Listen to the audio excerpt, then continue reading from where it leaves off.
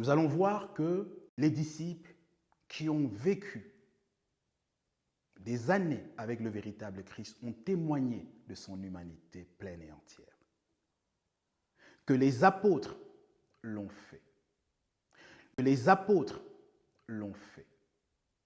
Nous allons voir que même les frères de Jésus l'ont fait. Nous allons découvrir que les parents de Jésus ont témoigné de l'humanité charnelle, réelle, effective de leur fils. Nous allons voir que les psaumes en attestent. Nous allons voir que les contemporains du véritable Christ en donnent témoignage. Que les foules d'antan en témoignent elles aussi.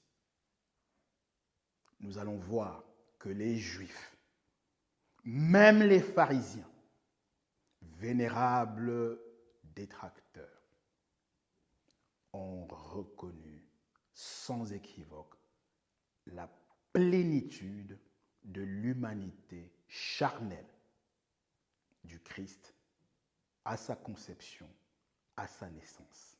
Nous découvrirons même que ce qui leur posait problème, c'est effectivement le fait que le Christ ait été un être humain ordinaire, simple, normal, né des mêmes principes de la procréation comme eux-mêmes.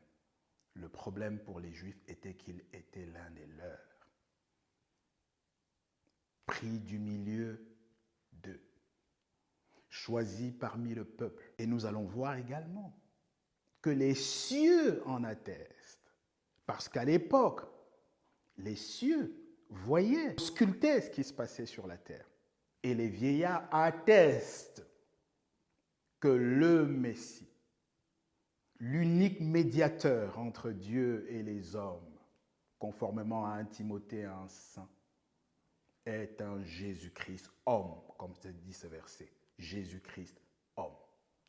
Dit 1 Timothée chapitre 2 en son verset 5.